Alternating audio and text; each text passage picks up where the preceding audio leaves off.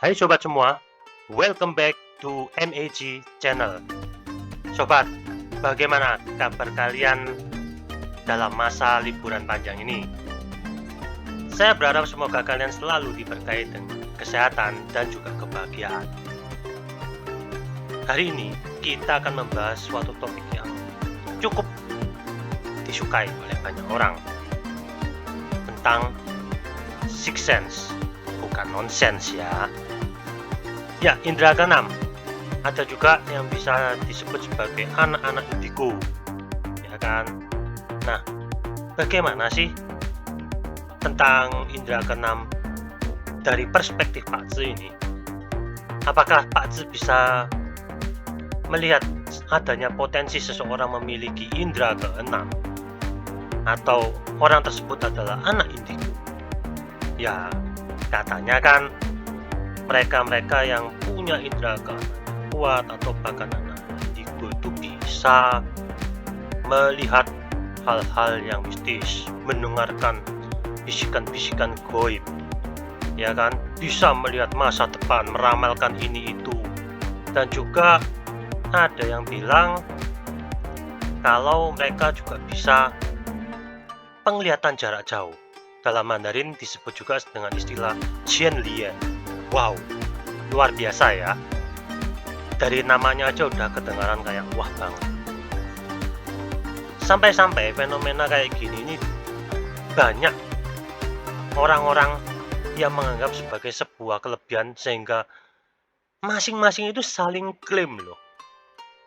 Saling klaim kalau mereka tuh bisa ngeliat lah, bisa denger lah, bisa ngerasain lah, bisa ini, bisa itulah, dan lain sebagainya.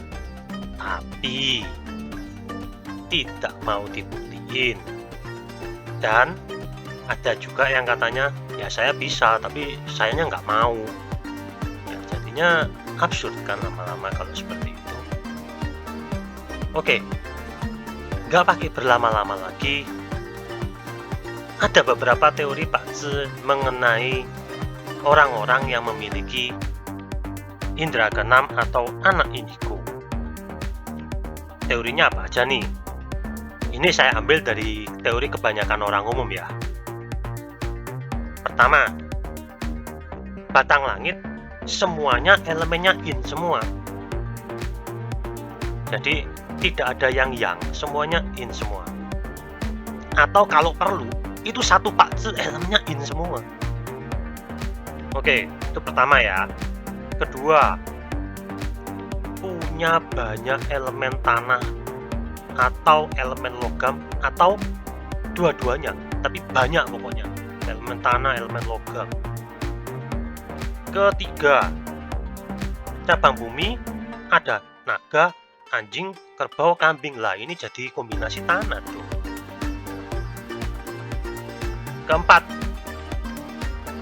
punya dua cabang bumi, babi atau hai, yang berdampingan. Jadi misal ya, misal lahirnya tahun babi, ya kan, bulan lahirnya juga babi, jadi hainya ada dua. Kemudian kelima, punya Sheshen atau eating gut yang kuat dalam makan ya. Atau lagi punya direct officer yang kuat, Chen kuat. Keenam, ini yang paling banyak dan paling umum disebut, punya indirect resource yang kuat.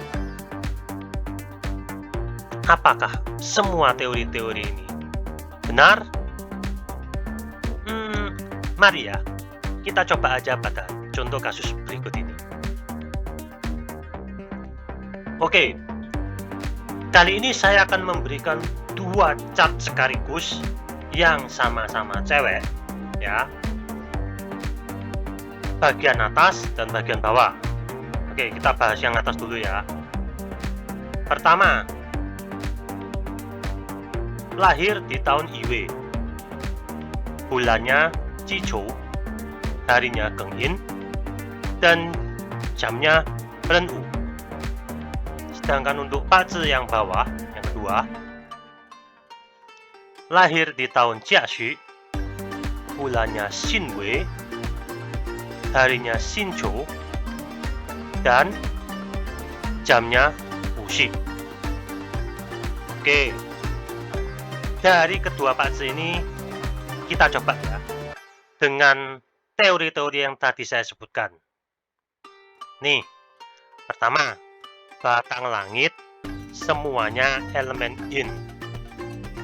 Ini sudah nggak masuk, baik pertama maupun yang kedua. Nih yang pertama, sudah ada sudah ada sehingga tidak masuk hitungan ya.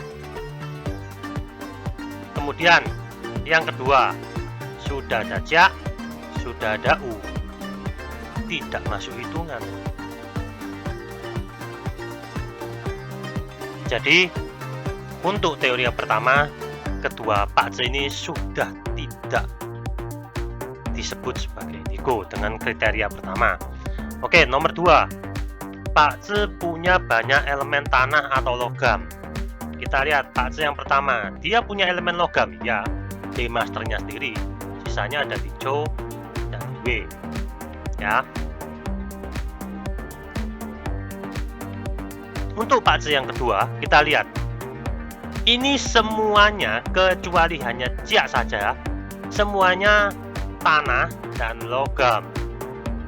Jadi untuk pakzi yang kedua ini masuk ya dengan syarat yang nomor 2, punya banyak elemen tanah dan logam.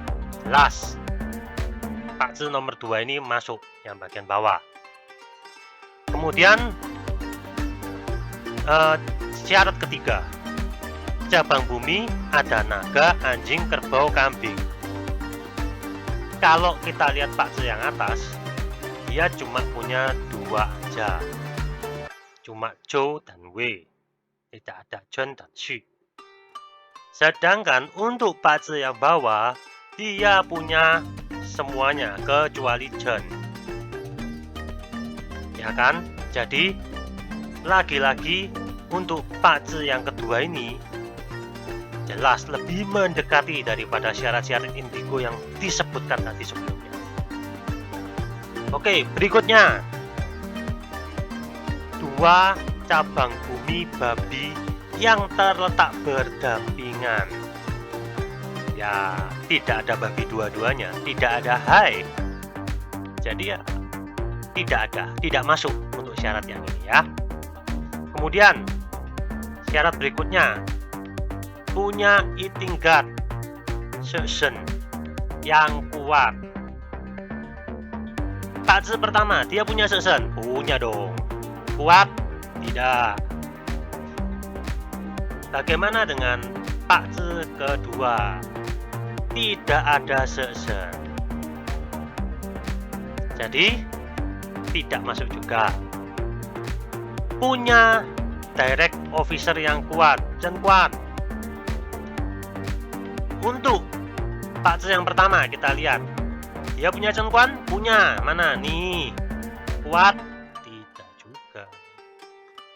Kemudian pakzi yang bawah, kita lihat, apakah punya Chen Quan atau direct officers?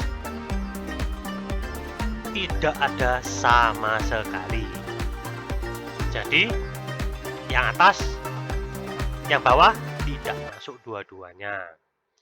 Nih, yang terakhir nih, yang paling banyak, paling umum disebutin sama orang-orang, punya indirect resource yang kuat, Tianyin. Kita lihat pakzi yang pertama, apakah ada Tianyin di sana? Jelas tidak ada, cuma adanya Zhenyin saja. Ya. Terus bagaimana dengan pakzi yang bawah? Apakah ada Tianyin? Oh, punya dong. 2. Jadi berdasarkan dari syarat-syarat yang saya sebutkan tadi, manakah di antara 2 pakzi ini yang merupakan anak indigo? Sebelum Sobat MEG melihat pembahasannya, silahkan pause sebentar video ini, kemudian cobalah menganalisa atau menebak Di antara kedua Pak C ini, manakah yang merupakan anak indigo? Apakah Pak C yang atas, atau Pak C yang bawah, atau kedua-duanya, atau mungkin keduanya bukan anak indigo? Silahkan dicoba. Sekarang saya reveal ya. Dari kedua Pak C ini, manakah yang merupakan anak indigo? Nih, jawabannya. Nah, sekedar info saja, pemilik Pak C yang atas ini adalah seorang anak yang mampu melihat hal-hal gaib. Saya tidak bilang kapasitasnya sampai sejauh mana, tapi dia punya kemampuan seperti itu. Sedangkan untuk pembacaan masa depan ataukah penglihatan jarak jauh, jawabannya tidak. Ya, inilah kenyataannya dari berbagai teori-teori yang saya sebutkan tadi. Bisa dilihat sendiri ya. Untuk melihat anak indigo melalui Pak C, ternyata tidak cukup dengan mengandalkan rumus-rumusan seperti itu saja. Ada beberapa rumusan lain yang tidak disebutkan.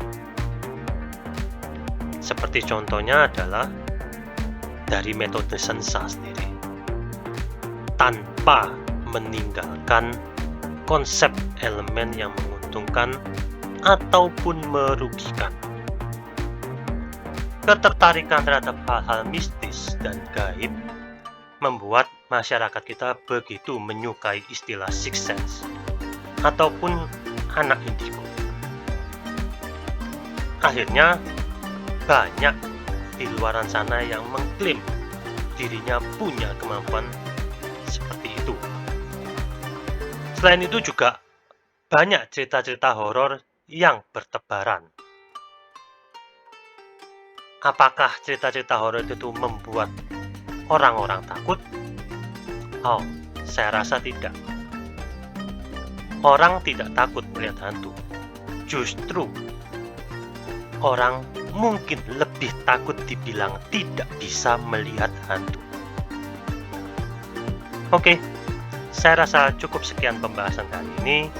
Sampai jumpa di video selanjutnya.